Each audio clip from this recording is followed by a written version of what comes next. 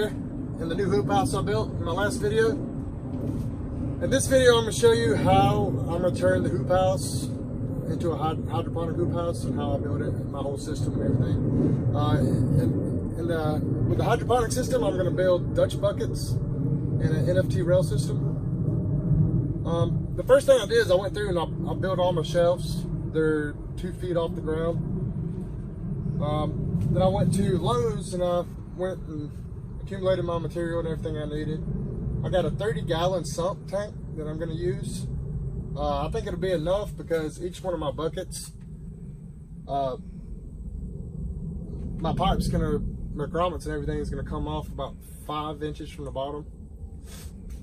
All right, starting at the end, I got rock wool and a seed starter tray that I got from my local hydroponic store, along with 3-inch net pots that I'll use for the Nft Rail. For the Dutch buckets, I have 6-inch net pots and 8-inch net pots. For the grow medium, I'm using, it's called Grow Stone. It's Hydro Stones. It's like recycled glass, really lightweight. And I'm going to use it instead of the clay pebbles. I'm going to try it out, see how it works. I got some caulk I'm going to use on the end caps of the Nft Rail System. I'm going to caulk them up. It takes about 4 hours to cure. I have half-inch pipe that I'm going to use for my water supply and my drain out of my buckets. And I'm going to use 2-inch as far as my drain going back into my sump. Got a pipe cutter, some pipe cement, a bunch of different just types of fittings and tees for my half-inch pipe. All right, down here I have pipe tape, a couple cutoff valves for my half-inch PVC. For my Dutch buckets, I'm using 3/4-inch grommets with my half-inch pipe. Makes a nice tight seal. With that, I'm using, if I can find it, I'm using a 1-inch hole saw. Here it is. It's just a 1-inch hole saw. Works great.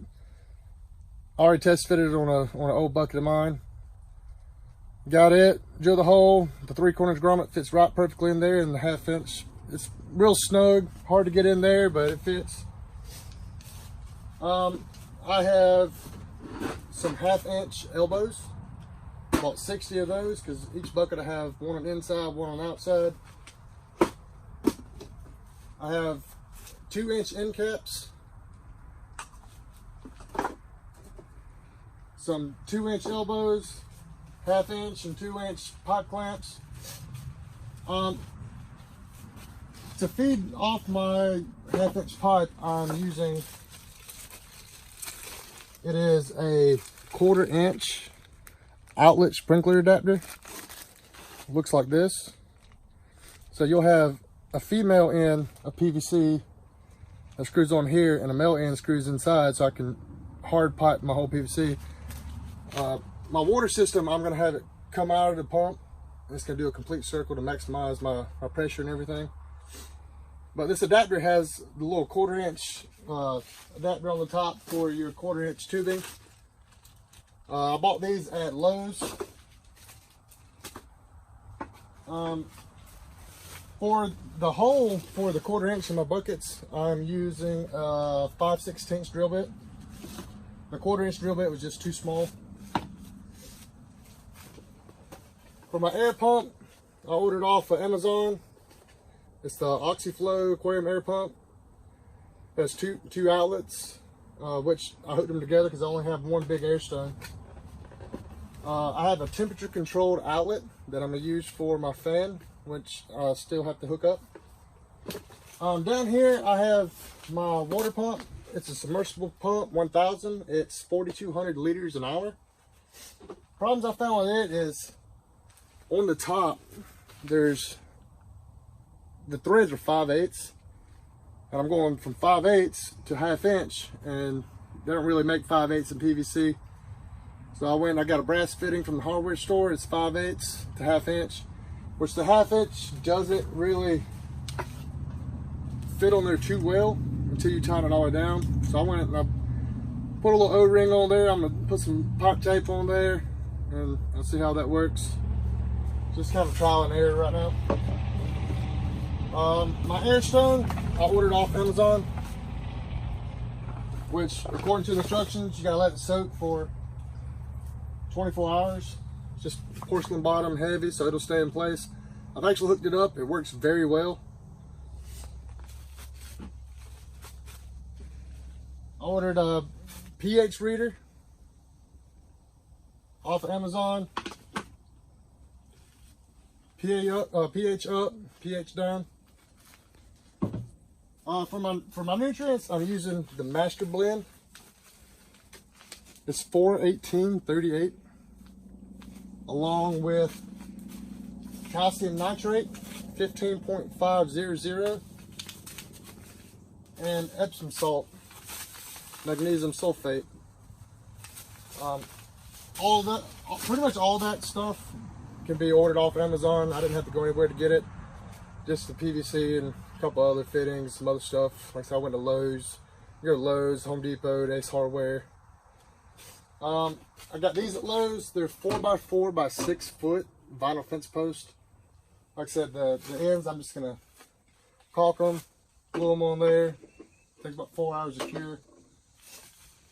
I'm gonna have water feeding in from this side. They got a slight angle on them, so it'll drain. But on the other side, I'm gonna drill a hole, and I bought these from Lowe's too. It is a 3/4 inch by 3/4 inch threaded union fitting. But you drill your hole in the bottom of your 4x4 vinyl fence post, and then you'll take this. It's got this little rubber washer on there. Stick it on the inside through the hole. Put the plastic one on the outside, and then screw it back together. And it'll give it a nice tight fit to where nothing's gonna leak. From there, like I said, on the end, I have, it is 3/4 by 1/2 inch. So this is 3/4 is 1/2 inch, to where I can just continue. So when it drains on the inside, it'll just drain right down, buckets drain down, back into my 2 inch, which will drain back into my sump.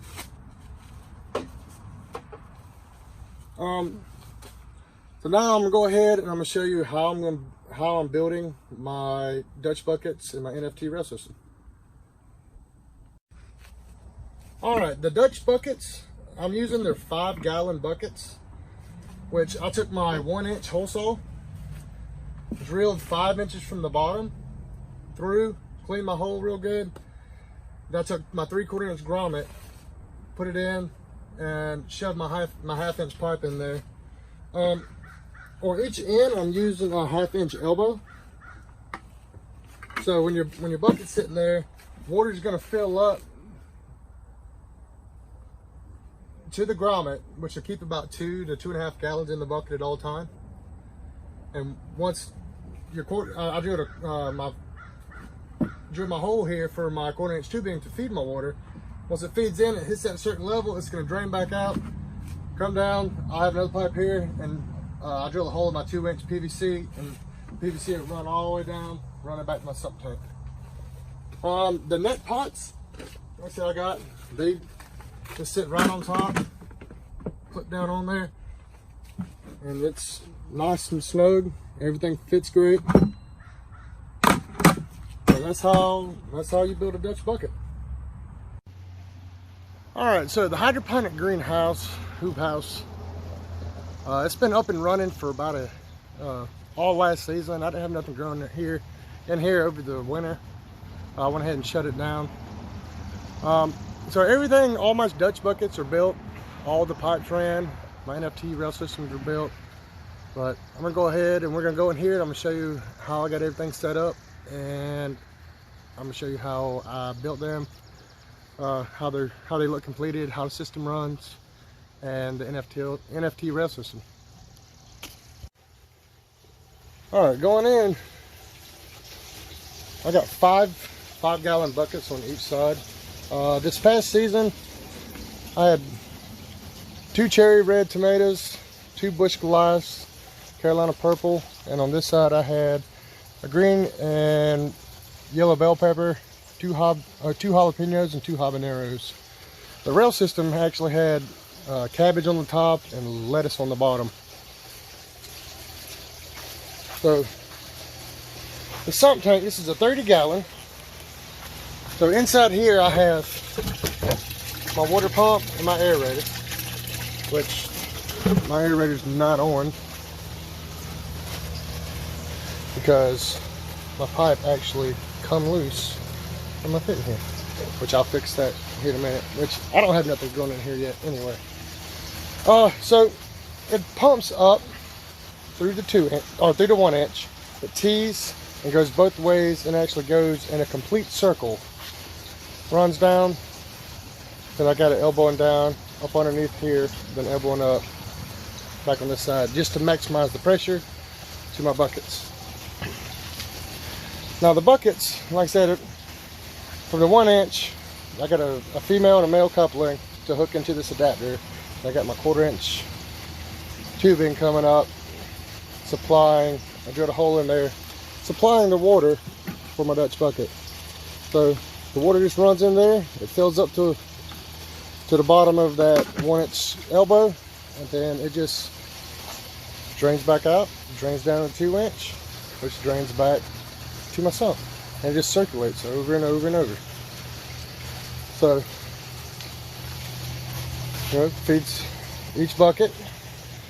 But being shut down over the winter, I had a few problems of the water lines actually having some gunk in them. So I actually took, I took my air hose and blew in there a little bit, took all my buckets all out and washed them and cleaned them real good and put everything back in. Took my sump tank out, washed it, cleaned it, and then I put water back in there. I ran some food grade hydrogen peroxide through it. The fan in here, like I said, it runs, it's temperature controlled. It actually runs off it's Bluetooth. So I got all that off Amazon. It's Bluetooth to this, so I can actually turn this,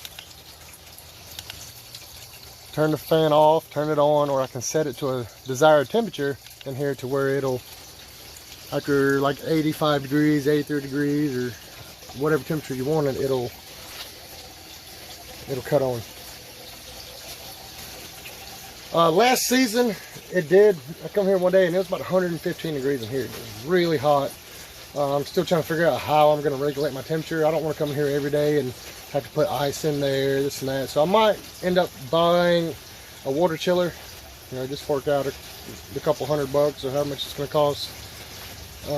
But I did buy a 40% shade cloth. It's like a 10 by 20. It cools it down a pretty good bit. And I think I'm going to block on the outside halfway up with black plastic just to keep the sun, because the sun, this is the east and the other side behind us is the west. So, block the sun off from heating that sump tank up and getting it too hot. I had a few problems out of root rot, some other things, some other issues. But like I said, this is kind of a trial and error for me. But we learn as we go. All right, up top here, I actually had some of this string going from one end of the greenhouse there all the way across to here. So what I did is I went to the hardware store and I bought just metal clothesline cord. It's like rubber on the outside or something like that, plastic, and the inside's got a little piece of metal wire. Just run it across the top, and then I'll put this string down to each bucket on each side, just tying it to the end of the handle there to help hold the tomato plants and everything up. And you actually can go on Amazon and buy these little tomato clips here. You can get a whole bag of them for much of nothing. Yeah, that rope, every time I come in here, I'd have a limb on one of the tomato plants. It'd fall down and kind of break. and I figured I'd try to prevent that this season. Alright, here's the Nft Rail System. I used two 6-foot 4x4 vinyl fence posts with the ends on it. I just took the ends and I caulked the inside where they butt up against each other.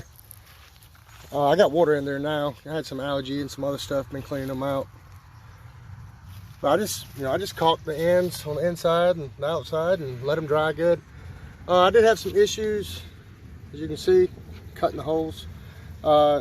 If you take your 3-inch hole saw and put it in reverse, it will keep it from tearing it up like that. It will actually look nice like this one.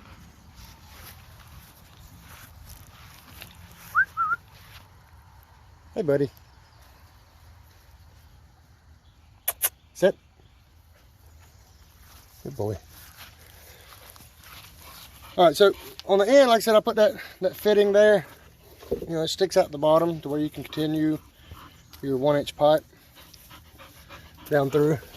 Like I said, I just fill it up, and it'll fill up to the top of that fitting, and then it'll drain down. Or actually, you can, you know, this is just a 1-inch.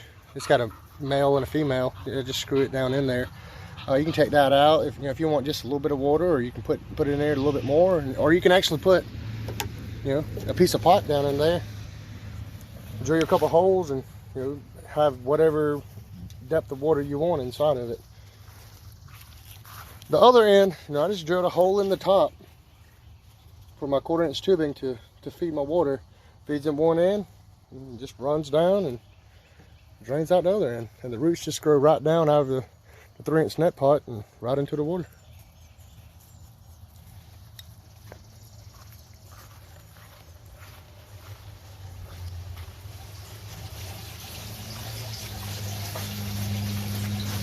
So when I'm not using the rail system, actually I have a cutoff valve here, so the water will come up and it'll feed through these tubes through the ends of each rail. Then it'll run down, and I use my PVC here, hook it down, and it'll run through this hole and just drain back into the sump. Alright, so, you know, I've watched a lot of videos on hydroponics, Dutch buckets, Nft Rail Systems, different ways of doing it. Some of the good videos I've watched were from Gardner, his YouTube channel. That's a good one. Check him out. And Brandon Matthews from California. You know, a lot of Dutch buckets, and, you know, kind of how the system's built. A lot of that came from him. Check him out. He's got a good channel. And Vino Farms. Vino Farms is a good one. I mentioned them in one of my last videos.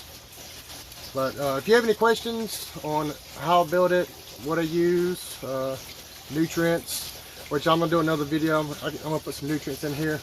I don't have any plants that are actually, I'm growing from rock wool. It's a little, you know, I'm late again this season. So I went and bought some. Well, what I'm going to do, like I did last season, I'm going to take them out of the soil.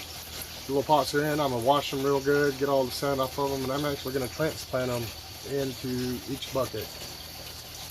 So, but if you have any questions, you know, holler at me and like and subscribe. Thank you.